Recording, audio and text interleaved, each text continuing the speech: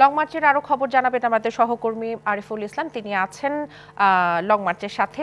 আরিফ, এখন কোথায় লং মার্চটি আছে এবং নেতাকর্মীদের অংশগ্রহণ কেমন দেখছেন?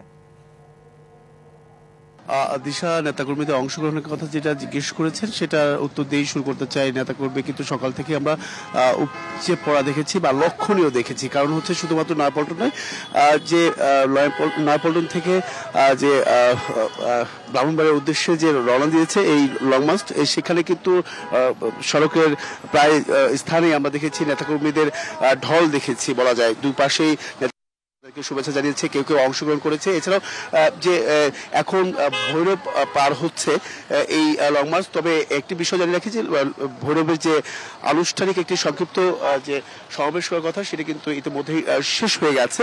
এরপর যেটা হচ্ছে আখাউড়ার উদ্দেশ্যে কিন্তু লং মার্চ যাত্রা শুরু করেছে। আপনি দেখতে পাচ্ছেন যে প্রতিটা গাড়ি এখানে সারিবদ্ধভাবে তারা কিন্তু বিভিন্ন জায়গায় এইভাবেই কিছুটা যানজটের কারণে তাদের একটু ধীর গতি হচ্ছে। আর একটু জানতে চাই, আজকে যে লং মার্চ এটা আসলে উৎসটা কি বা কি?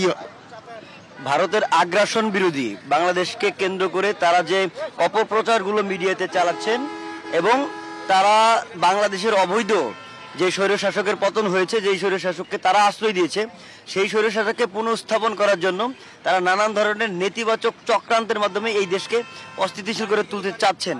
এরই প্রতিক্রিয়ায় তারা কিন্তু ইতিমধ্যেই বাংলাদেশের তাদের যে আগরতলা, ওখানে বাংলাদেশের সহকারী হাই। আজকে আপনাদের কার্যক্রমটা শেষ হবে কি দিয়ে?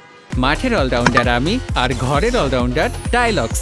টাইলক্স টয়লেট ক্লিনার, ক্লিন মানেই টাইলক্স। আমরা আজকের এই কার্যক্রম নয়াপল্টন, ভৈরব এবং সর্বশেষ আখাউড়াতে 3টে স্পটে জনসভার মাধ্যমে আমরা তাদেরকে প্রতিবাদ জানিয়েই আমাদের কর্মসূচি শেষ করব।